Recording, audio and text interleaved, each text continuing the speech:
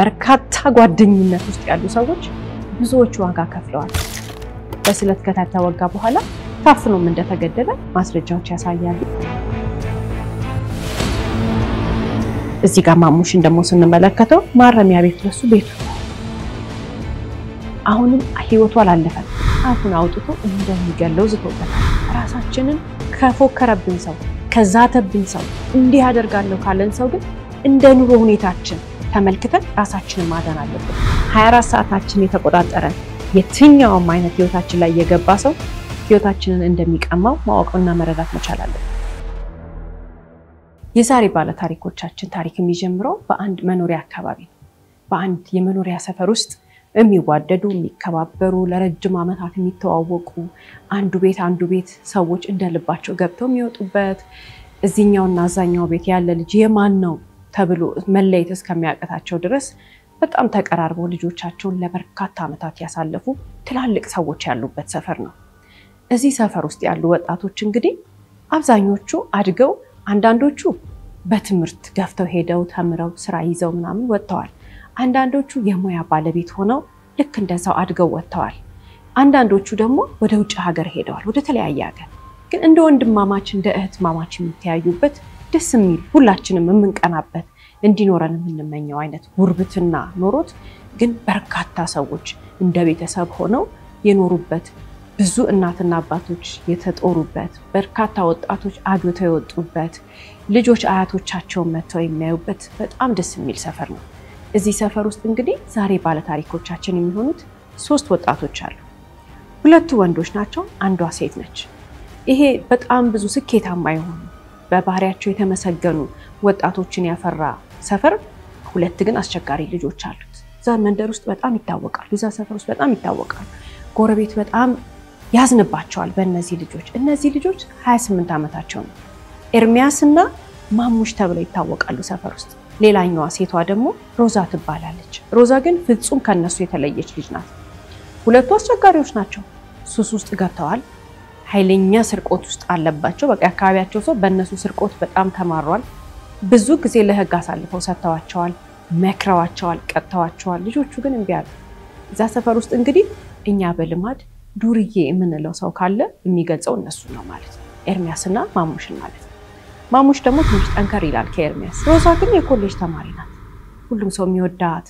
ሰላማዊ የሆነች በትምህርቷ ተግታ የምትማር አንገቷን ደፋ ያደረገች በጣም የምትመሰገን የአካባቢው ሰው የሚወዳት ወጣት ነች ተማሪ ናት ታዲያ ምን አገናኛቸው ለምን ዛሬ ባለ ታሪኮቻችን ሆኑ ያለን እንደሆነ ታሪኩ የጀመረው መቼ ነው ሮዛ ፍቅረኛ በያዘች በሁለተኛ ሳምንት የግለሰብ የሮዛ ፍቅረኛ ነው የምታውቀው የምትማርበት ትምህርት ቤት ውስጥ ምንም አይነት ግንኙነት ከነዚህ ማሙሽና ኤርሚያስ ከሚባሉ ሁለቱ ወጣቶች ጋር ምንም አይነት ግንኙነት የለውም ታዲያ ሮዛ ያዘችውን ፍቅረኛ ገና በ15ኛው ቀን በፊት ባሉት ቀናቶች 15 የፍቅር ቀናቶችን ያሳለፉት እነዚህ ልጆች ከትምህርት ቤት ስትመለስ አምሽቶም ማታም አብሮ ይመጡ ነበር ወደ ቤት አንዳንዴ ጧትም መጥቶ ይወስዳት ነበር እንግዲህ ልክ የሮዛ ፍቅረኛ በ15ኛው ቀን የፍቅር ግንኙነት በጀመሩ በ15ኛው ቀን አንዱን ቀን ማታ ከትምህርት ቤት ሲመለሱ አብሮ ሻይ ጠጥተው አምሽተው ምናምን ወደ ቤት ያመጣታል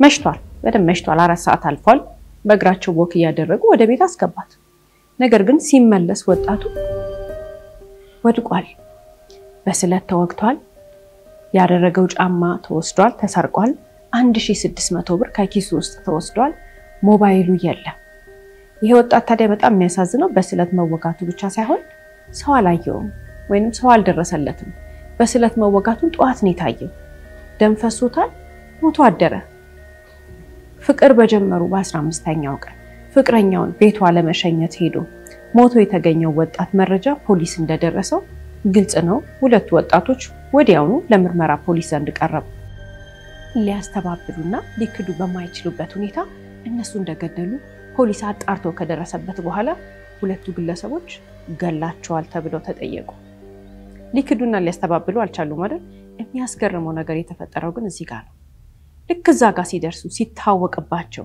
በጣም ብዙ ጥፋትን አብሮ ሲያጠፉ የነበሩት እነዚህ ሁለት ጓደኛሞች በስተመጨረሻ ምን አሉ ማሙሽ የሚባለው እሱ ትንሽ ከዚህኛው ጠንከር ያለ ማንነት ያለው ሰው ነው ብለናል ምን አለ አብረን የፈጸምነው ወይንም ደግሞ አብረን ነው ይሄን ወንጀል የፈጸምነው ዘረፋውንም ፈጽመናል አብረንም ገለናል አለ ይሄኛው ኤርሚያስ ደግሞ ሲጠየቅ አይ አለ ደብድቦት ዘርፎት ገሎት ከጨረሰ በኋላ ነው ለሊት ደወለልኝ አለ በጣም የሚያስገርመው ነገር እንግዲህ የሁለቱም ማሙሽ የሚናገረው አብረን የገደል ነው የሚለው ይሄኛውም ኤርሚያስም በፍጹም አብረን አይደለም ራሱ ነው ይሄን ነገር ያደረገው ብሎ የሚከራከረው ነገር በብዙ ሰዎች ዘንድ ብቻ ሳይሆን በፖሊስም ዘንድ ግራ አጋቢ ሆኗል ለምን ማስረጃና መረጃዎቹ ሁሉ የሁለቱም እውነት ነው የሚመስሉት ታዲያ በጣም የሚያስገርመው ነገር ግን ማሙሽ ብቻውን የፈጸመው ወይንም ደግሞ ይሄንን የሮዛን ፍቅረኛ ብቻውን የገደለው የሚያስብለው ትልቁ ማስረጃ የተገኘው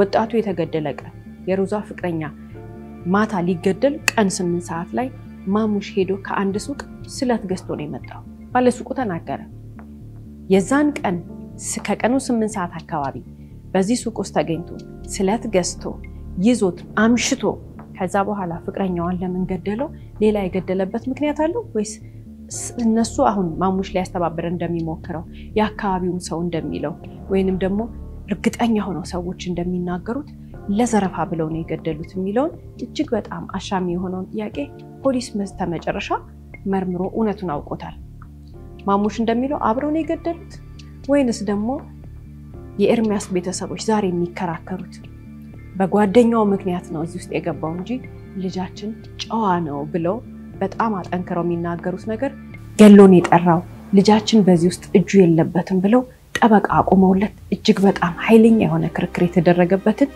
ሙሉ የነዚህን ሰዎች ታሪክና በስተመጨረሻ ፖሊስ የደረሰበትን እውነት በዛሬ ስለ ህይወት ፕሮግራማችን ይዘንላችሁ ቀርበናል እስከ ፕሮግራማችን ፍጻሜ ድረስ አብራችሁን ቆዩ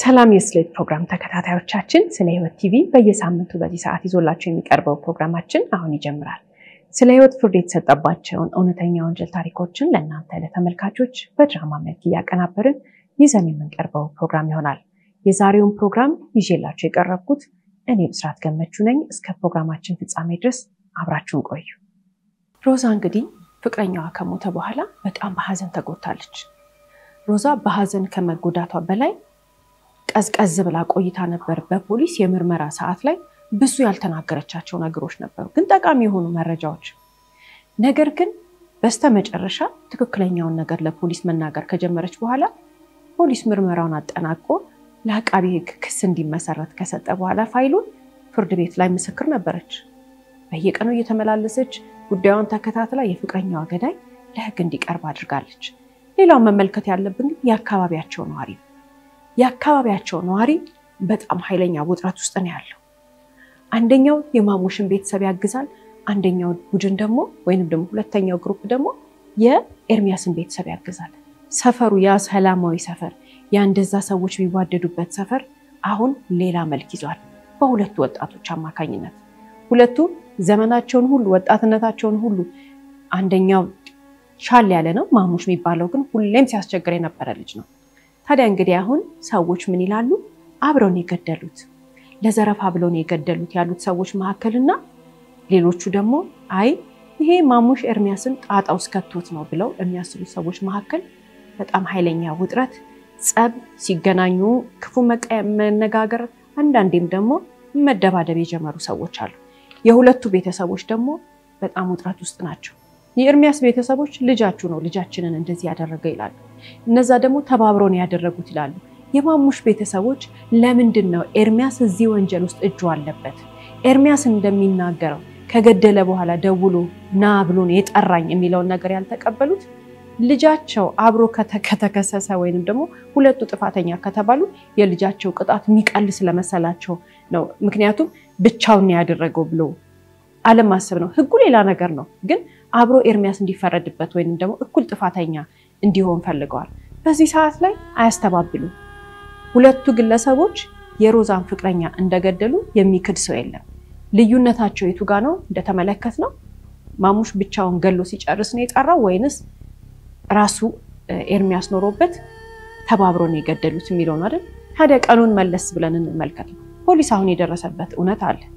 ያን ቀን የሮዛ ፍቅረኛ የተገደለ ቀን የሆነው ነገር ምንድነው? መጀመሪያ ላይ አብሮ ነበሩ ቀን ከስንት ሰዓት ጀምሮ ማሙሽ ሄዶ ስለቱን ገዝቶ ከመጣ በኋላ ስለቱን ሰውነቱ ላይ ከቶት አብሮ ሲጫወቱ ነበር። የት? ኤርሚያስ ቤት። ይሄን የሚናገረው ኤርሚያስ ነው። ይሄንን አሁን እያስረዳ ያለ ኤርሚያስ ነው። ፖሊስ የደረሰበትም እውነት አለ። ኤርሚያስ እንግዲህ የሚናገረው ነገር በስተመጨረሻ የምናውቀው እውነት ይኖራል። ፖሊስ ግን የደረሰበት እውነት አለ። አብረው ነበሩ። ሄዶ ስለቱን ገዝቶ ከመጣ በኋላ ኤርሚያስ ቤት አመሹ። በደንብ ነው የመሸው። 3 ሰዓት ካለፈ በኋላ ምን ሆነ? ማሙሽ ከኤርሚያስ ቤት ወጥቶ በእግሩ አንድ ሰፈር ስለሆኑ በጨለማ ተራምዶ እየሄደ ያለ ማንን አየ? የሮዛን ፍቅረኛ ወክ አድርጎ ገብቶ ሄዶ ሮዛን አድርሷት በሯ ጋር ቆሞ ሲያወሩ አይቷቸዋል። ጨለማ ቦታ ተደበቀ። ለምንድነው? ብቻውን ነው በዛ ሰዓት። እውነቱን ኤርሚያስ የሚናገረው ነገር ፖሊስ አረጋግጦታል። ብቻውን ሄደና ከዛ በኋላ ጠበቃቸው። እነሱ ሁለቱ አውርተው ሲጨርሱ ቻው ተባብለው ሮዛ ወደ ውስጥ ገባች። ይሄ ወጣት ደግሞ ፍቅረኛውን ሸኝቶ ወደ አስፋልት ወጥቶ ታክሲ ለመያዝ ገና መንገድ እንደጀመረ ከኋላ መጥቶ በስለት ወጋው። እንግዲህ ልብ እንበል እስከዚህኛው ደቂቃ ወይንም ደግሞ አሁን ታሪኩን እስከምናየው ድረስ ዘረፋ ነው ብለን ነው የምናስበው አይደል? ከዛ በኋላስ እየጎተተ ብቻውን መሬት ላይ የወደቀውን አስከሬን እየጎተተ የሆነ ቦታ ጋር ደበቀውና ጫማውን አወጣ። በጣም ጨካኝ ነው ይሄ ማሙሽ የሚባል ሰው። ጫማውን አወለቀው። ኪስ ውስጥ የነበረውን 1600 ብር አወጣ። ከዛ በኋላ ደግሞ ስልኩን ያዘ። ከዛ ምን አደረገ? ጠበቀ። የሚጠብቀው እንግዲህ ትንሽ ራሱ ገፋ አርጎ አስከሬኑን ከዛ አካባቢ ላይ አርቆ ለመጣል አስቦ ነው። ግን አልቻለም። ለምን? እርግጥ ጨለማ ነው። አካባቢው ላይ ብዙም የሚመች ነገር አይደለም። ብቻውን ይዞ ለመሄድ አስከሬንም ከበደው። ጠበቀ። በደንብ ጠበቀ። ትንሽ ሰዓት ደቂቃዎች አለፉ። ቁጭ ብሎ አይዘገንነውም እንኳን ፊት ለፊቱ አስከሬን ተዘርግቶ እሱ ጸጥ ብሎ ይሄዳል። የሚያሳዝነው ነገር ይሄ ወጣት እንግዲህ እዚህ ጋር ነፍሱ አላለፈም። ገና ምን እየሆነ ነው? ደሙ እየፈሰሰ ነበር። ምን አደረገ? ከዛ በኋላ ጓደኛውን ደወለለት።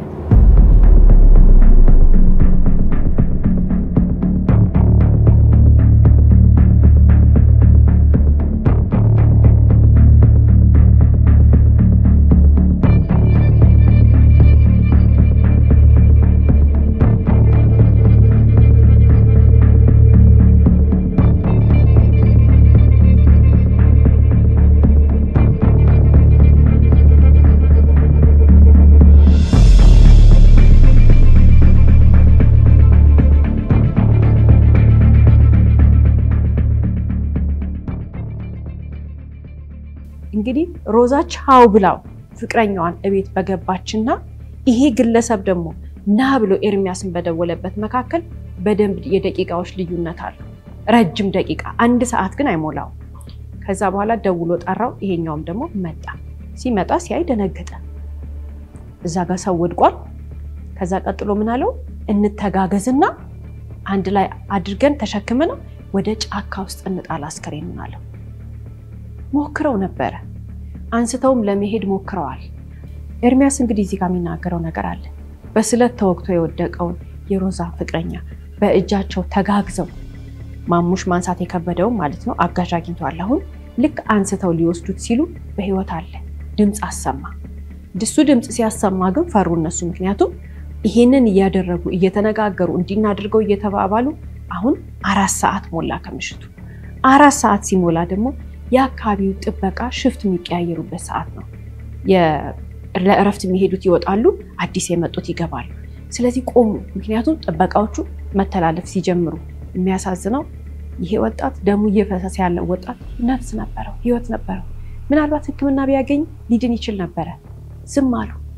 ከዛ በኋላ ግን በህይወት እንዳለ ሲያቅ አለ ኤርሚያስ ማሙሽ ድጋሚ አፍኖ ገደለው አለ። እዛ ጋር ጥበቃ ሰራተኞቹ ዞር ካሉ በኋላ ብዙም ርቀው መውሰድ አልተመቻቸውም። ምክንያቱም የሚተላለፉት የጥበቃ ሰራተኞች ስለሚያዩዋቸው። ግን ምን አደረገ? በስለት ከወጋው በኋላ አፍኖ ራሱ ነው ማሙሽ የገደለው። ከዛ በኋላ የተወሰነ ቦታ ተጋግዘን ጣል ነው አለ። ታዲያ ግን ስለቱ ደም የነካው ስለት ስልኩና ጫማው የተገኘው ማሙሽ ቤተሰቦች ቤት ነው ራሱ ክፍል ውስጥ ነው ፖሊስ የብርበራ ፍቃድ ከፍርድ ቤት ማዘዣ ካወጣ በኋላ ማሙሽ ቤት ሄዶ ሲፈትሽ የተሰረቁትን ዕቃዎች አግኝቶታል ፖሊስ ጫማውንም ደሜነካውንም ስለት ከዛ ቀጥሎ ደግሞ በዛን ዕለት ሞባይሉን ሮዛ ልብሱን ወዲያውን የለየችው ይሄንን ነበር የለበሰው ሲሸኘኝ አለች የሚያሳዝነው ነገር ግን አሁን ሁሉም ማስረጃዎች ሁሉም መረጃዎች ወንጀሉን የፈጸመው ሰው ተገኝቷል ለምንና ማን ከሁለቱ ማን የሚለው ነው አይደል የሚያምታታው እንግዲህ እዚህ ጋር ኤርሚያስ የተናገራቸው ነገሮች ብዙ ነገሮች ከአስከሬን ምርመራ ጋር ሲያመሳስለው ፖሊስ ትክክል ብዙ ነገሮች አሉ በስለት ከተወጋ በኋላ ታፍኖም እንደተገደለ ማስረጃዎች ያሳያሉ አንድ ከዛ በተጨማሪ ደግሞ የጎተተው ያለው እዚህ ጋር ወስደን ጥለነዋል ያለው ብዙ ነገር ኤርሚያስ የሚናገረው ነገር ከአስከሬን የምርመራ ውጤት ጋር ተመሳሳይ ነው አንድ ነገር ብቻ ነው አሁን የሚያከራክር ያለው ማሙሽ ደግሞ የሱን የራሱን ሲናገር አዎ አለ እንደጠራው ተናገረ ሲጠራው ግን አንድ ጊዜ ብቻ ነበረ እሱ በስለት እንደወጋው የሚናገረው ማሙሽ የሚለው አንድ ጊዜ ብቻ ነበረ ከዛ በኋላ ነው ያሲዘናል ይናገራል በህይወት ካለ ስላለኝ አለ ማሙሽ አብረን ሆነን ደጋግመን በስለት ወጋ ነው ከዛ በተጨማሪ ደግሞ አፍኖ የገደለው ራሱ ኤርሚያስ ነው ይላል ማሙሽ የሚያረጋግጠው አሁንም ፖሊስ ነው እውነቱን የሚያውቀው ከዚህ በኋላ እንግዲህ ማሙሽን የሚያምኑ ወገኖች አሉ በግል ህይወታቸው ለሰፈራቸው ውስጥ ዘመዶቹና የሰፈሩ ሰዎች ከዚህ በተጨማሪ ደግሞ ማንን የሚያምኑ ሰዎች አሉ ኤርሚያስን የሚያምኑ ሰዎች አሉ ለምንድነው ሁለት ጥግ የሆነው ለምንድነው እነዚህ ሰዎች ሁለቱም በዱርይነት የሚታወቁ ልጆች ናቸው ሁለቱም በአስቸጋሪነታቸው የሚታወቁ ልጆች ናቸው ይዘርፋሉ ይቀማሉ በሰው ቤት ውስጥ ዘለው ገብተው ሰፈሩን ያሰረቹ ሌቦች ናቸው ማረሚያ ቤት ቤታቸው ነው የሚባሉ ልጆች ናቸው ለምንድነው በጣም ሰዎች የተከራከሩባቸው ኤርሚያስን የሚደግፉ ሰዎች ብዙ ናቸው ማሙሽን ነው የሚይዙት ያለን እንደሆነ የሁለቱ ማንነት እንመልከተው የኤርሚያስንና የማሙሽን ማንነት ስንመለከተው ኤርሚያስ ትምህርት ካቆመ ገና 2 አመቱ ከ2 አመት በፊት የኮሌጅ ተማሪ ነበር ማሙሽ ግን ገና በ15 እና በ16 አመቱ ትምህርት ቤት እንደማይሄድ ለቤተሰቦቹ ነግሮ ከዛ እድሜው ጀምሮ እስከ 28 አመቱ ይሄ ወጣት እስከሞተበት ጊዜ ድረስ አስቸጋሪ ልጅ ነበር ትምህርት የሚባል ነገር አያውቅም ከዛስ ኤርሚያስን ስንመለከተው ከ2 አመት በፊት አንገቱን የደፋ ለቤተሰቦቹ የሚታዘዝ አካባቢው ላይ የተመሰገነ ሌላስ ሰቃ የሚባል አይነት ተማሪ ነበር ማሙሽን ደግሞ ስንመለከተው ገና በ15 በ16 አመቱ ቤተሰቦቹን ያሰለቸ የአካባቢውን ሰው ያሰለቸ ከህፃናት ትንሽ ነገር ከመስረቅ ጀምሮ ዛሬ ትላልቅ ነገርን የሚዘርፍ ልጅ ነው ኤርሚያስ 2 ጊዜ ማረሚያ ቤት ገብቶ ወጥቷል አጥፍቶ ማለት ነው በዚህ 2 አመት ውስጥ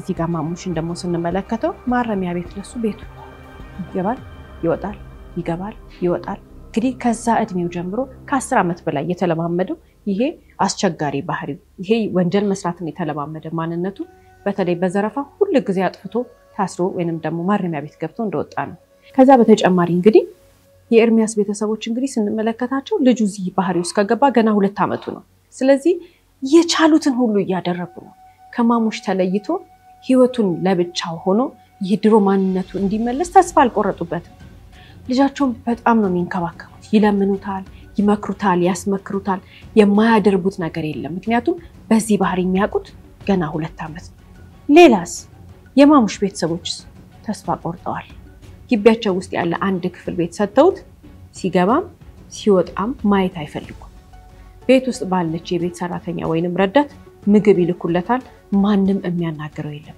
ሁለቱ በጣም የተለያየ ማንነት ያላቸው ሰዎች ናቸው ኤርሚያስ ሱስ የሚባል ነገር ከተዋወቀ 2 አመቱ ነው እንደ አዲስ ነው የተማረው ምንም የሚያውቀው ነገር አልነበረም ሌላው ኤርሚያስ ሱስ የሚባሉ ነገሮችን እያለማመደው የመጣው ላለፉት 2 አመታት ማሙሽ ነው ምንም ነገር አያውቅም ነበር ይሄ ልጅ ሱስ እየተለማመደ ነው አንዳንዶቹን አሁን ገና እየተዋወቃቸው ነበር ይሄ ወንጀል እስከሚፈጸም ድረስ ማሙሽን ግን ስንመለከተው የማያውቀው ያለመደው ሱስ የለም አብሮት ያደገ ነገር ነው ከ15 ከ16 አመቱ ጀምሮ በሱስ ውስጥ የመጣ ልጅ ነው ይሄኛው ግን ምንም ነገር አያውቅም ነበር ሆኖም ግን 2 አመት እዚሁ ህይወት እስከገባ ኤርሚያስ አይደል ማሙሽ ከ15 ከ16 አመቱ ጀምሮ ከ10 አመት በላይ የኖረበት ህይወት ነው ዛሬ ግን አንድ ቦታ ላይ ቆመዋል የት ፍርድ ቤት ውስጥ እንግዲህ አብረው ጥፋተኛ ከተባሉ እኩል ይቀጣሉ አይ ማሙሽ ነው ያደረገው ከተባለ ደግሞ ማሙሽ ወደ ማረሚያ ቤት ሄደ ኤርሚያስ ደግሞ ላደረገው አስተዋጽኦ ወይንም ደግሞ በተሳተፈበት መጠን ቅጣት ይቀበላል ቤተሰቦቹ የኤርሚያስ ቤተሰቦች ጠበቃ ቀጥረዋል እየተከራከሩ ነው ለምንድን ነው ጠበቃ ይቀጠሩ ለምንድን ነው የተከራከሩት ያለን እንደሆነ ለዳኛም ለፖሊስም ቀርበው የሚያስረዱት ነገር ልጃቸው እዚህ ውስጥ የገባው ልጃቸው እዚህ ህይወት ውስጥ ከገባ ገና 2 አመቱ ነው እንዲህ አይነት ተማሪ ነበር እንዲህ አይነት ባህሪ ያለው ልጅ ነበር ይሄ ልጅ ነው እዚህ ውስጥ የከተተው ልጃችን ምንም ነገር አያውቅም ይያሉ በጣም ነበር የሚከራከሩት በጣም ትልቅ ቤተሰብ ነው ያለው የሚወደው ቤተሰብ ነው ያለው ነገር ግን ያ ጫዋው ልጃቸው ያ ምንም ነገር የማያውቀው ልጃቸው ያ አንገቱን ደፍቶ ሲማር የነበረው ልጅ ገና ሰፈር ውስጥ ካለ እኩያው ደግሞ በእድሜ እኩያ ናቸው ብለናል 28 አመታቸው ነው ሁለቱ እኩያ ጓደኛው ጋር 2 አመት ብቻ ጓደኛ ከሆነ በኋላ ትምርቱን አቁሞ ማረሚያ ቤት ሲገባ ሰንብቶ አብሮት ዘረፋ ሲፈጽም ሰንብቶ አብሮት ሱስ ሲያከናውን እየተማረ ቆይቶ ዛሬ ግን በከባዱ በነፍስ ማጥፋት ወንጀል አብሮ ተከሰዋል ሊያስረዱ ሞከሩ ሌላ ምን እንመለከተው ነገር እዚህ ጋር እንግዲህ እነሱ ሁለቱ ይከራከራሉ እንጂ ፖሊስ ግን እውነቱን ይደርስበታል ፖሊስ የራሱ የሆነ የልዩ የምርመራ ቴክኒክ አለው ፖሊስ ሁሉን ነገር ማረጋገጥ የሚችልበት ነገር አለ ስለዚህ አሁንም ወደ ምርመራው እንመለስና ፖሊስ የደረሰበትን እውነት እንመልከት ፖሊስ እንግዲህ ብዙ ውጥረት ብዙ ጭንቀት ብዙ ክርክር በነበረበት ሰዓት እንግዲህ ፖሊስ አንድ የደረሰው መረጃ ነበር እዚህ ሰዓት ላይ ፍርድ ቤት አልተካሄደም ወይንም ደግሞ ክስ አልተመሰረተም ነበር ገና ምርመራ ሂደት ላይ ምንድነው የደረሰው መረጃ ይሄ ግለሰብ ማሙሽ ማለት ነው ከሳምንታት በፊት ወይንም ደግሞ የሮዛ ፍቅረኛ ከመሞቱ ከአንድ ሳምንት በፊት ወደዚህ ሰፈር እንዳትመጣ ከመጣ ብሎ የዛተበት ዛቻ ነበር ሮዛ አለች በህይወት ጠይቋታል እውነቱን ነው ሮዛ ተጠርታ ስትጠየቅ አዋለች ነገር ግን ሮዛ እስከዛ ሰዓት ድረስ ራሱ አልተናገረችም ነበር ለምን አልተናገርሽም ፍቅረኛዋን ዝቶበታል ከመጣህ እዚህ ብሎ እንደሚገለው ነግሮት ነበር ማሙሽ እንዳደርስ ብሎታል ገና ለገና በሰፈሩ በሱ ሰፈር ላይ ፍቅረኛውን መሸኘት አልፈቀደለት ለምንድን ነው እሱ ምክንያቱም ወደ ኋላ እንመለስበታለን ግን ሮዛ ለምን ደበቀች ፈርታ ማሙሽን እና ደግሞ ሌሎች ሰፈር ሌላ ሰፈር ውስጥ የሚኖሩ በባህሪያቸው አስቸጋሪ የሆኑ ሰፈር ውስጥ የሚፈሩ አይነት የሆነ የዱርዬ ግሩፕ ያለው ልጅ ነው ብላ ስላመነች ጥቃት ያደርስብኛል ብላ ስላመነች ጸጥ አለች ፈርታ አልተናገረችም አሁን ስትጠየቅ ግን እውነቱን ተናገረች ሮዛ ከዚህ በኋላ ነው ድፍረት አግኝታ ከዚህ ቀጥሎ ወደ ፍርድ ቤት ሲሄድም ብዙ ነገር ማድረግ መመስከር የጀመረችው እንጂ ፖሊስ አሁን ለሁለተኛና ለሶስተኛ ጊዜ ጠርቶ ይሄን ነገር ለምን አልተናገርሽም ካላት በኋላ ግን ድፍረቱን አገኘች ከዚህ በፊት ግን ደብቃ ነበር እውነትም ኤርሚያስ የሚናገረው ነገር እውነቱ ነው ተገኘ ምንድነው እንግዲህ ሮዛና ፍቅረኛዋ ወደዚህ ሰፈር ሲመጡ አንድ ጊዜ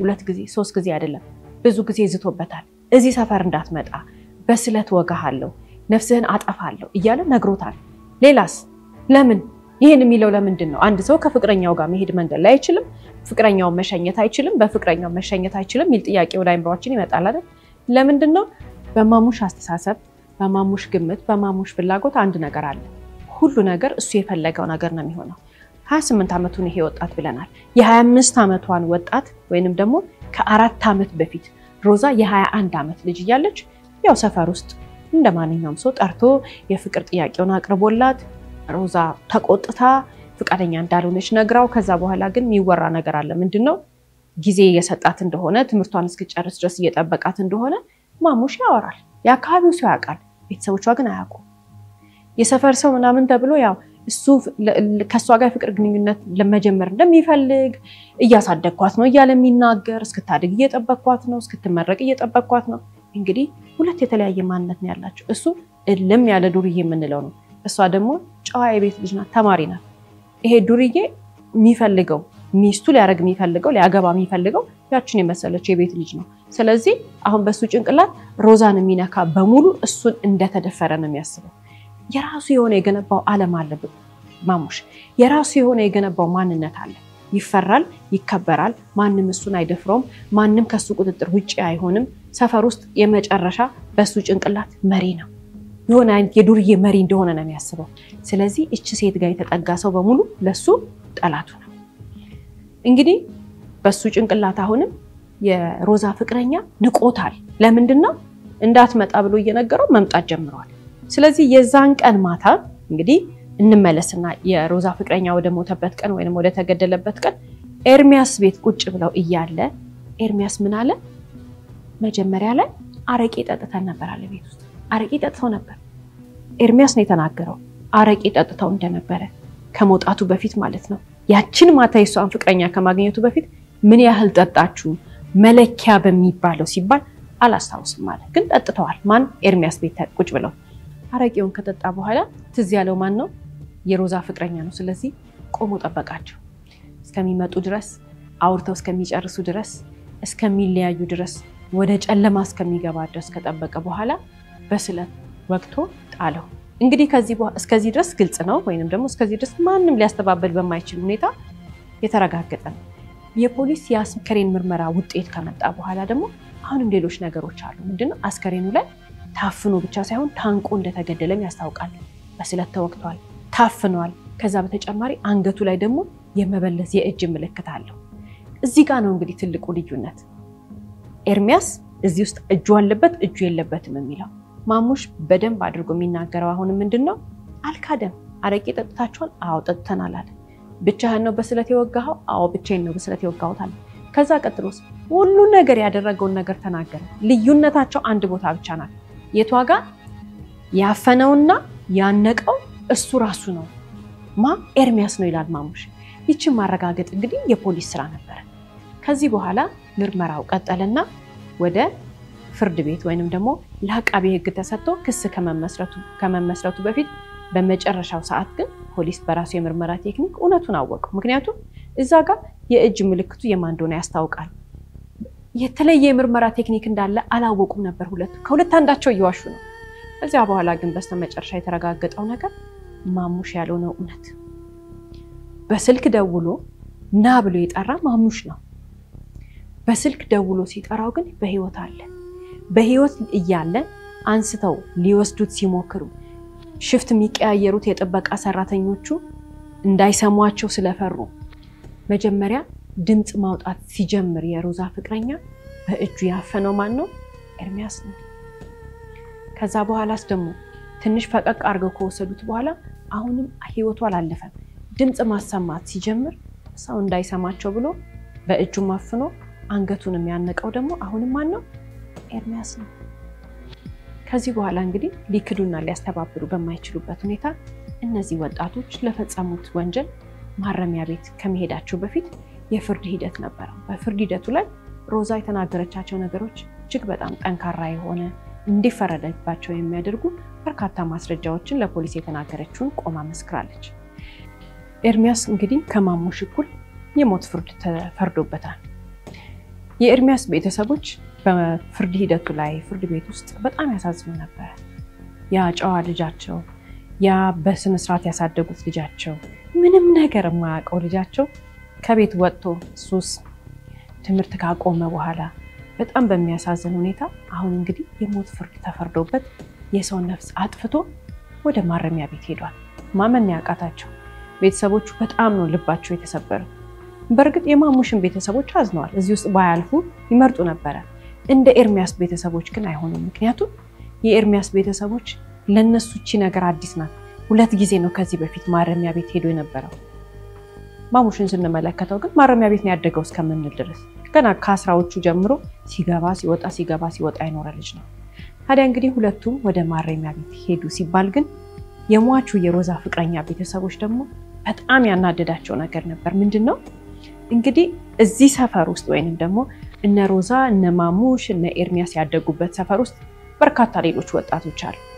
ታዲያ በሰፈራቸው ሰው ሞቶ ሲገኝ በሰፈራቸው ሰው ተገሎ ሲገኝ እነዚህ ልጆች በባህላችን መሰረት የእዝን ብለው 4 ጊዜ እራት አብልተው ቲሸርት በሟቹ ስም ፎቶ ያለበትን አሰርተው ሄደው ቤተሰቡን አጽናንተዋል የሮዛን ፍቅረኛ ቤተሰቦች ልጆቹ የተነሱበት ወይንም ደግሞ ከውስጣቸው ያለው ኢንቴንሽን በጣም ሰላማዊ ነው ብዙ ናቸው እንዳለ ከሰፈሩ በሙሉ አንድ ላይ ያሉ ልጆች ነው እንግዲህ ቀን እየተቆረጠ ወይንም ደግሞ የተመዳደቡ ግሩፕ እየሆኑ ሄደው ቤተሰቦቹን እራት አብልተዋል አጽናንተዋል ስራ አግዘዋል። የሚያሳዝነው ግን ሁሉም 4 ጊዜ ሲኬድ 4ቱንም ጊዜ ማን ሄዷል? ማሙሽና ኤርሚያስ። የሰሩትን እኮ ያውቃሉ፣ ያደረጉትን ያውቃሉ።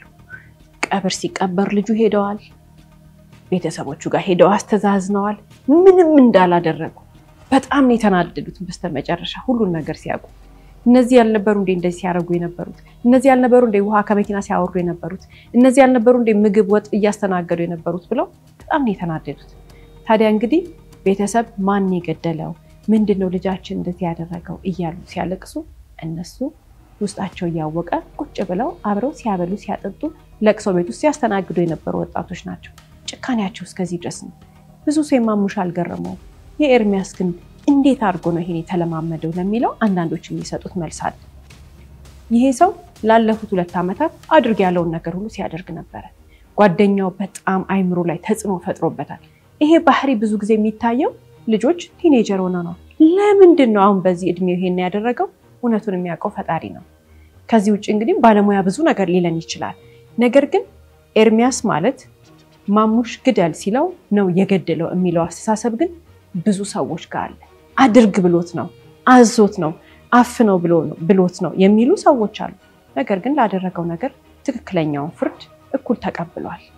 እነዚህ 2 ወጣቶች እንግዲህ ለፈጸሙት ወንጀል ቅጣታቸውን ተቀብለው ወደ ማረሚያ ቤት ከሄዱ በኋላ ትልቅ ውጥረት የሚያሳዝን ያንን ሰላማዊ ሰፈር ያንን ሰላማዊ ቤተሰባዊ ግንኙነት ያለው ሰፈር እኩል ለ2 ተከፍሎ እንደ ጠላት የሚተያዩበት አይነት ሁኔታ ፈጥረው የሄዱ ወጣቶች ናቸው።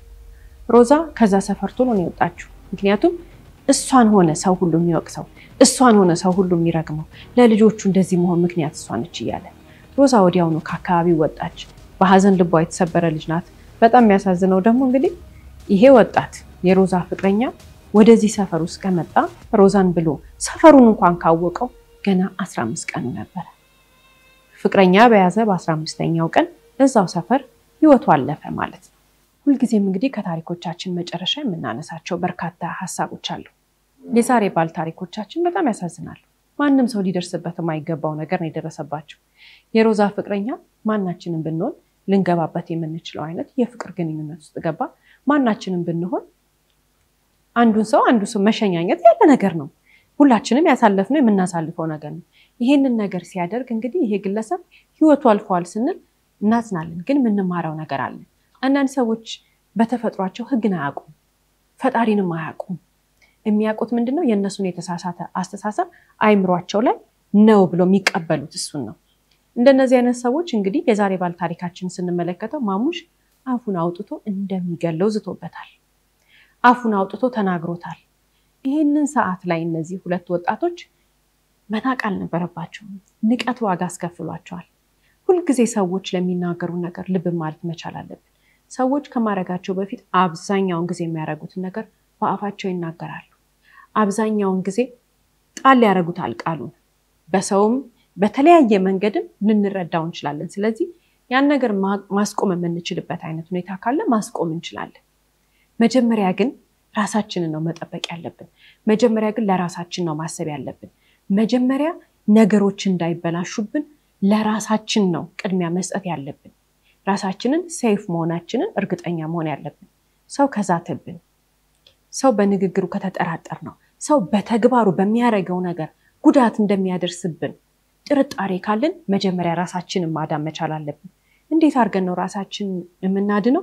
ሁላችንም እንዳያለንበት የህይወት ሁኔታ አንዳንድ ሰው ዘመድ ቤት ይሄዳል፣ አንዳንድ ሰው ከዛ ሰፈር ይወጣና ቤት ተከራይቶ መኖር ይችላል። አንዳንድ ሰው መከራይ ስለማይችል የሆነ ነገር ያደርጋል። አንዳንድ ሰው ሌላ ቤት ይኖረዋል ይሄዳል። ሁላችንም እንዳያለንበት ሁኔታ የተለያየ ነገር አለን። ብልጥግም መሆን መቻል አለብን። ምንድነው? ራሳችንን ከፎከረብን ሰው ከዛተብን ሰው እንዲህ ያደርጋለሁ ካለን ሰው ግን እንደ ኑሮ ሁኔታችን ተመልክተን ራሳችንን ማዳን አለብን። በፍቅር ግንኙነት ብቻ አይደለም የዛሬ ባል ታሪኮቻችን፣ በፍቅር ግንኙነት ነው። በጉርብትና ስንት ጎረቤቶች አሉ አይደል? ይዝቱብናል። ስንት ዘመዶች አሉ እንዲህ ያደርጋሉ ብሎ ይናገሩናል። ንቀን እንዳንተው መጠንቀቅ ጥሩ ነው። ምንጠነቀቀው ለራሳችንን ስለምንወድ ብቻ አይደለም። ብዙ ኃላፊነት አለብን።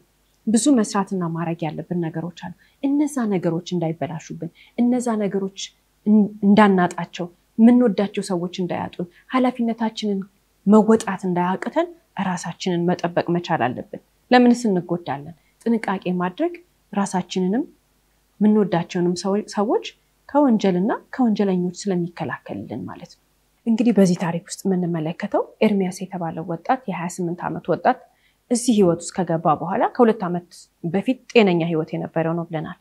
ያ ምን ያመለክተናል? ሁላችንም በቃ ኖርማል ሰዎች ሆነን እስከዛሬ ኖረን የሆነ ሰዓት ላይ ልንቀየር እንችላለን። በምን? መጥፎ ተጽዕኖ በሚያደርግብን ጓደኛ፣ ክፉ ተጽዕኖ በሚያደርግብን ጓደኛ በየትኛውም እድሜ ላይ ልንቀየር እንችላለን። ጥንቃቄ ማድረግ መቻል አለብን። ሰው አይደለም የሆነ ሰዓት ላይ የሆነ አይነት ህይወት መግባት ልንገባ እንችላለን። ግዴታ በ20ዎቹ ሊሆን አይችልም። በ30ዎቹ የሚገቡ ሰዎች አሉ፣ በ40ዎቹ የሚገቡ ሰዎች አሉ፣ በ50ዎቹ፣ በ60ዎቹ፣ በ70ዎቹ፣ በ80ዎቹ የማይጠበቅ በጓደኛ ምክንያት ማንነታቸው የሚቀየሩ ሰዎች አሉ። እንደነሱ አንዷ ወይንም አንዱ እንዳንሆን ጥንቃቄ ማድረግ መቻል አለብን። መጥፎ ተጽዕኖ መጥፎ ውሎ ውስጥ ሊያስገቡን የሚችሉ ጓደኞች በየትኛውም እድሜ ሊመጡ ይችላሉ ስንል ታዲያ ምንድነው ምልክታቸው? ዓለምን አይተን የማናቀውን ዓለም ሰምተን የማናቀውን ነገር ብርቅ የሚሆንብንን ነገር ግን ለቀኑ ለዛ ቀን ደስ የሚል ከዛ በኋላ ግን ህይወታችንን ወደ ቁልቁለት ይዞት የሚሄድ ነገር ያስተዋውቁናል። ፍጹም አይተነው አናቅም ያን ነገር። እያንዳንዳችን እንግዲህ ሁሉን ነገር አናቅም። አንዳችንም እናቀውን አንዳችን አናቅም አይደል?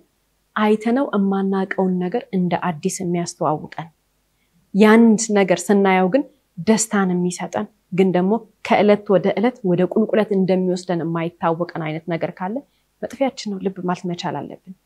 እነዚህ ሰዎች ምን ያደርጉናል? የሚያሳዩን ነገር በጣም ያስደስታል። ሰይጣን አይደል? ክፉ አይደል? የሚያሳዩን ነገር በማታ በጨለማ በጠራራ ፀሐይም ቢሆን በተለይ በጨለማ ነው፣ በማታ ነው። እንደዚህ አይነት ነገር ብዙ ነገርን የሚያስተዋውቁን በማታ ነው። ማታ እየጠራ ማታ ወደ ተለያየ ቦታ እየወሰደ ማታ ብዙ ነገር የሚያለማምደን ጓደኛ ለሴትም ለወንድም መጥፊያ ነው። እጅግ በጣም ክፉ ነገር ነው። ሰው አይዝናና አይደለም፣ እንዝናናለን። የምንዝናናው ግን ሁሌም ቢሆን የምናቃቸው አዲስም ቢሆን የተዋወቅናቸው ከኛ ጋር ከሚሄዱ ሰዎች ጋር ነው። የነዚህ ለየት ይላል። ምን ለማለት እንደተፈለገ ሁላችንም እንረዳለን። አዲስ ባህሪ ያለው በጣም የሚያስደስት የሚመስል ግን በጣም የሚያስፈራ ጨለማ ነገ ጠዋት ምን ይዞ እንደሚመጣ ልንረዳ ማንችለው እጅግ በጣም የምንጸጸትበት አይነት ጥፋትን ይዞ የሚመጣ ነው። እንደነዚህ አይነት ሰዎች ሌላስ ምን ያደርጉናል? ፍጹም ጥሩ ነገር የሚመክረንን ሰው ባክሽ ተይው ባክተው እያሉ እነዛ ጥሩ የሆኑ ለኛ የሚመክሩን ሰዎች ካጠገባችን ያርቃሉ። ምንድነው የሚያለማምዱን ነገር? አዲስ ነገር፣ አዲስ ጨለማ ግን ስናየው የሚያስደስተን ነገር አይደል? እዛ ውስጥ ጆሮአችንን አዘግተውን ይዘውን ከገቡ በኋላ መካሪያችንን፣ አስተማሪያችንን፣ የሚገስጸንን ሰው፣ የሚረዳን የሚያግዘንን ሰው፣ ከጎናችን ያለውን ሰው ሁሉ እንዳንሰማ ያርቁናል። ይሄ እኮ አንድ የሆነ ቀን የመጣ ጓደኛ ነው። አብሮን ያላደገ አብሮን የትም ያልነበረ አብሮም ያደገ ሊሆን ይችላል። የሆነ ቀን ከኛ ጋር በሆነች አጋጣሚ ወሬ ይጀመርና ከዛ በኋላ ግንኙነቱ እያደገ ሄዶ ያ ሰው ሙሉ ለሙሉ ህይወታችንን ይቆጣጠረናል። ብዙ ሰዎች በተለያየ እድሜ ክልል ውስጥ እንዲህ አይነት ነገር ውስጥ ገብተዋል። ከሰው ያራርቁናል፣ አይተን ማናቀውን ዓለም ያሳዩናል አይደል? ሌላስ ምን ያደርጋሉ? ከቀን ወደ ቀን ከዛሬ ነገ ከነገ ከነገ ወዲያ እያልን በጥፋት ላይ ጥፋት እያስተማሩ እየደራረብን እናረጋለን። ጥፋት እንደሆነ እኮ እናውቃለን። እያጠፋን እየተሳሳትን እንደሆነ እናውቃለን። ግን አንወጣም። ዝም ብለን ያንን ጥፋት እየተለማመድ ነው። ሰው በቃ በዘመናችን ሁሉ ልናደርገው የማንችላቸውን ነገሮች እንደ አዲስ እየተዋወቅ ነው። ያን ነገር እያደረግነው እንሄድና በጥፋት ላይ ጥፋት እያደረግን ከዛ እንደ ቀልድ አንድ የነበረው ሁለት እያለ ቀን ሁለት የነበረው ሶስት እያለ አራት አምስት ከዛ አመታት ይሄዱና አርስታችን ምን ይሆናል? ዱርዬ። ከዛስ የጥፋት ሰው ያ የነበረ ማንነታችን ሙሉ ለሙሉ ተቀይሮ ወደ ሌላ ሰው ሽፍት እናረጋለን። ለምን? ውሏችን የመረጥነው ጓደኛ ስንበላ የሌለ ስንጠጣ የሌለ ስናድግ የሌለ ስንማር የሌለ ስራ ስንሰራ የሌለ ሰው ድንገት በህይወታችን ላይ ይመጣና የራሱን ጨለማ አውርሶን ከዛ በኋላ እዛ ህይወት ውስጥ እንዳንሰምጥ ጥንቃቄ ማድረግ መቻል አለብን። እንደነዚህ አይነት ሰዎች አንዳንድ ጊዜ ምን ያደርጋሉ? አብረናቸው የሆነ ቦታ ቁጭ ብለን እየተዝናናን የነሱ ጋር የተጣላ ሰው ከነሱ ጋር ችግር ያለበት ሰው እኛንም ደርቦ አንድ ላይ ጥቃት ሊያደርስብን ይችላል። ልክ እንደ ዛሬ ባለ ታሪካችን ደግሞ እሱ የተጣላውን ሰው ወስዶ ደግሞ እንደገና ነፍስ ሊያስጠፋን ይችላል፣ ጥፋት ሊያስጠፋን ይችላል። ጥንቃቄ ማድረግ መቻል አለብን። ጸብ፣ ንትርክ፣ ድብድብ የተለያየ ነገር ባለበት አካባቢ ሲጀመር መገኘት የለብንም። እንደነዚህ አይነት ሰዎች ወደ ጥፋት መንገድ የሚወስዱን ሰዎች አጠገባቸው ይሄ ነው ሁሉ ጊዜ። በተለይ በርካታ ወንድሞቻችን በማታ ህይወት ላይ እንደዚህ አይነት ጓደኛ ይይዙና ብዙ አይነት ነገር ውስጥ ገብተው ህይወታቸው ሲያልፍ በስለ ህይወት ፕሮግራም አቅርበናል። ወደ ጸብ ይገባሉ። እንደነዚህ አይነት ሰዎች ጠጥተው ሲያሽከረክሩ ችግር ውስጥ ይዘዋቸው ይገባሉ። አላስፈላጊ ለሆነ አደጋ ውስጥ ያስገቧቸዋል። እንደነዚህ አይነት ጓደኞች መዘዛቸው በጣም ብዙ ነው። በስተመጨረሻ ወንጀል ሊፈጸምብን ይችላል በእነሱ ምክንያት። እኛንም እንደዛሬ ባለ ታሪኮቻችን ወንጀል እንድንፈጽም ሊገፋፉን ስለሚችሉ ጥንቃቄ ማድረግ መቻል አለብን። ሌላው እንግዲህ ወደ ጥፋት ወደ አልተፈለገ መንገድ የሚወስደን ጓደኛ ወደ ህይወታችን እንደመጣ የምናውቅበት ሌላኛው መንገድ ምንድነው?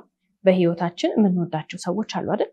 ለምሳሌ ቤተሰብ ሊሆን ይችላል፣ የስጋ ዘመድ፣ የትዳር አጋር ሊሆን ይችላል፣ ፍቅረኛ ሊሆን ይችላል፣ ወይ ደግሞ ልጅ ሊሆን ይችላል፣ ጎረቤት ሊሆን ይችላል። አጠገባችን ሰዎች አሉ የምንወዳቸው፣ ከነሱ ጋር ጥሩ የህይወት ግንኙነት ያለን የምንቀርባቸው ሰዎች አይደል? ጥፋተኛ ሰው ወደ ህይወታችን ሲመጣ ግን የመጀመሪያው ነገር የሚያደርገው ነገር ምንድነው? እነዛ ሰዎች ጋር ያለያየናል፣ ያጣላናል፣ አንስማማ። በጣም በሚያሳዝን ሁኔታ ለ10 ዓመት ለ20 ዓመት ለ30 ዓመት በጣም ደስ የሚል ትዳር ውስጥ የነበሩ ሰዎች ልክ ባል ወይም ሚስት ያልሆነ ጓደኛ ስትይዝ ቤታቸው መበጥበጥ ይጀምራል። ልጆቻቸውን መተው ይጀምራሉ። ሌላስ ስራ ቦታ ተማሪም ከሆነን ወይንም ደግሞ ስራ ላይም ከሆነ ያለነው ከትምህርት ቤት እንቀራለን፣ ከትምህርት ቤት እናረፍዳለን፣ ከስራ ቦታ እንቀራለን፣ ከስራ ቦታ እናረፍዳለን። ወይ ደግሞ የራሳችንም ስራ ከሆነ አይናችን እያየ ወደ ኪሳራ እንገባለን። ተቀጥረን የምንሰራ ከሆነ ከስራ ቦታ እንባረራለን። ልብ ማለት መቻል አለብን። ማን ወደ ህይወታችን ከመጣ በኋላ ነው ህይወታችን ቁልቁለት መሄድ የጀመረው? ወደ ህይወታችን ከመጣ በኋላ ነው በፊት የምናገኘውን ገንዘብ አለማግኘት የጀመርነው? ወደ ህይወታችን ከመጣ በኋላ ነው ከማን ጋር መጣላት የጀመርነው? ወደ ህይወታችን ከመጣ በኋላ ነው ደስታችንን ያጣነው? ፊታችን ይቀየራል፣ አለባበሳችን ይቀየራል፣ ሰውነታችን ኪሎአችን ወይ በጣም ይጨምራል ወይ በጣም ይቀንሳል፣ ያስታውቃል። እንደነዚህ አይነት ሰዎች ወደ አጠገባችን ሲመጡ ልብ ማለት መቻል አለብን። በፊት ማናደርጋቸውን ነገሮች፣ ሱስ፣ አልኮል መጠጣት፣ ወደ ጫት፣ ወደ ማጨስ፣ ወደ ተለያየ ነገር ድራግ መውሰድ፣ የተለያየ ነገር ውስጥ ሊያስገቡን ይችላሉ። እንደነዚህ አይነት ሰዎች መጥፊያዎቻችን ናቸው። የሚያሳዝነው ግን እኛም ብቻ አይደለም፣ ሁላችንም ኃላፊነት አለብን። ሁላችንም ህይወታችንን ለፍተን ገንብተን የመጣነው ነገር አለ። አብረውን ያሉት የምንወዳቸውን ሰዎች ለነሱ ኃላፊነታችንን እንዳንወጣ ስለሚያደርጉ ልብ ማለት መቻል አለብን። ጓደኛ ሁሉ ነገር ነው። ጓደኛ ማለት ህይወታችን ማለት ነው። ጓደኝነት ገደብ አለው። ጓደኝነት እንደዚህ ነው ብለን ብዙ ነገር እናነሳለን። የዛሬ አርስታችን አይደለም ይሄ። ጓደኛችን ማለት ግን አጠገባችን ያለው ሰው ማለት ግን ከኛ አልፎ ከጎናችን ያለውን ሰው የሚነካብን ህይወታችንን በሙሉ ተቆጣጥሮ ወደ አልተፈለገ ቦታ ስለሚወስድብን ነው። ህይወት መቆጣጠር ምን ማለት ነው? ህይወት መቆጣጠር ማለት እንደነዚህ አይነት ጓደኞች፣ ጥሩ ያልሆኑ ጓደኞች ምን ያደርጉናል? አብረውን ሲውሉ ይውላሉ አይደል? ባክሽ ዛሬ ቅሪ ከስራ፣ ባክ ዛሬ ቅር ከስራ፣ ባክሽ ቅጪው ክላስ፣ ታዩ ትምህርቱን። ከትምህርት ቤት ቀርተን ማናቅ ሰዎች፣ ከስራ አርፍደን ማናቅ ሰዎች አዲስ ጓደኛ ወደ ህይወታችን ሲመጣ እነዛን ነገሮች ከማድረግ በተጨማሪ ሌላ ምን ያደርጉናል? ሰዓታችንን ይቆጣጠሩታል። ከትምህርት፣ ከስራ፣ ቤት ውስጥ ካለን ነገር፣ ከቤተሰባችን ህይወት በተጨማሪ አብረናቸው ውለን ወይ አብረናቸው አምሽተን በስልክም 24 ሰዓት ያወሩናል። እያንዳንዷ ሰዓታችንን ይቆጣጠሩታል። ህይወታችን በእነሱ ቁጥጥር ውስጥ ነው የሚሆነው፣ አይታወቀንም። ሰው እኮ ከጓደኛው ጋር ሻይ ለመጠጣት ይገናኛል ወይ ምግብ ለመብላት ይገናኛል ለሆነ ነገር አይደል? እነሱ ግን 4-5 ሰዓት ከሰዓታችን ላይ ከሰጠናቸው በኋላ እንደገና ቤት ገብተንም 2 ሰዓት በስልክ እናወራቸዋለን፣ አይታወቀንም። ሲነጋ ደግሞ የት ነው ያለሽው የት ነው ያለኸው ይሉናል። ህይወታችንን ይቀሙናል። ይሄ መጥፊያ የሆነ ሰው፣ ጨለማ ውስጥ የሚከተን ሰው ስለሆነ ጥንቃቄ ማድረግ መቻል አለብን። የሰው ልጅ ሁሉ ነገር ገደብ አለው። ሰዓታችን የኛ ነው፣ ህይወታችን የኛ ነው። የምንሰራበት፣ የምንማርበት፣ የምንበላበት፣ የምንተኛበት፣ የምንዝናናበት ሰዓታችንን ማንም አይደለም መወሰን ያለበት ራሳችን ነን 24 ሰዓታችንን እንዴት አድርገን እየተጠቀምንበት 24 ሰዓታችን ለማን ነው የሰጠነው ለራሳችን ከሆነ ብቻ ነው ትክክል 24 ሰዓታችንን ለማንም መስጠት የለብንም የምንፈልገው ሰዓታችንን ለሰው መስጠት የምንፈልግ ከሆነ እኛ ራሳችን እንደሚመቸን ለኛ ለህይወታችን አግባብ በሆነው መንገድ ከፋፍለን ነው የምንሰጣቸው ከዛ ውጪ ግን 24 ሰዓታችን የተቆጣጠረን የትኛውም አይነት ህይወታችን ላይ የገባ ሰው ህይወታችንን እንደሚቀማው ማወቅና መረዳት መቻል አለብን ታዲያ እንግዲህ እንደነዚህ አይነት ሰዎች አጠገባችን ሲኖሩ በርካታ ነገሮችን ተመልክተናል በህይወታችን ተስፋ መቁረጥ ደግሞ ሌላኛው ትልቁ ከነዚህ ሰዎች የሚጋባብን ነገር ነው በህይወታቸው ተስፋ የቆረጡ ናቸው በሆነ ባልሆነው ነገር በፊት ማነጫነጨን በፊት ኮምፕሌን ማናደርግበትን ነገር አሁን መነጫነጭ መናገር ተስፋ መቁረጥ በሆነ ባልሆነው ነገር ትክክል ያልሆነ ስሜት የሚሰማን ከሆነ አሁንም ዞር ብለን ማንነታችንን ከማን ጋር እንደዋል መመልከት አለብን ታዲያ በርካቶች ምን ይላሉ የዛሬ ማንነታችን ተገንብቶ የመጣው ከትላንትና ነው ዛሬ እያንዳንዳችን ላለንበት ቦታ እንግዲህ አስተዋጽኦ ያደረግነው ነገር አለ የነገ ማንነታችንንም አስተዋጽኦ የሚያደርግልን አንዱና ትልቁ ነገር ጓደኛ ነው አጠገባችን ያለው ሰው ዛሬ አብረን በየትኛው ምክንያት ጓደኛ ያደረግነው ሰው የነገ ህይወታችንን ቁጭ አድርጎ ይነግረናል ነገ ማን እንደምንሆን ነገ ምንነታችንን አስተዋጽኦ ያደርጋል ስንል ቀላል አስተዋጽኦ አይደለም በሁሉም የህይወት አንግል ብንመለከተው በስራ ሊሆን ይችላል በመንፈሳዊ ህይወታችን ሊሆን ይችላል በቤተሰብ በጮኝነት ወይንም በትዳር ውስጥ ሊሆን ይችላል ልጅ ቢኖረው ባይኖረው አንድ ሰው ከመጣበት ካደገበት ከእናት ከአባቱ ከእህት ከወንድሙ ቤተሰብ ጋር በሁሉም አንግል ብንመለከተው ህይወታችንን ወደ ግራ ወይንም ወደ ቀኝ የሚወስደው ጓደኛ ዛሬ አጠገባችን አለ ምርጫው የኛ ነው መምረጥ ያለብን እኛ ነን ማስተካከልና ከማን ጋር እንደምንሆን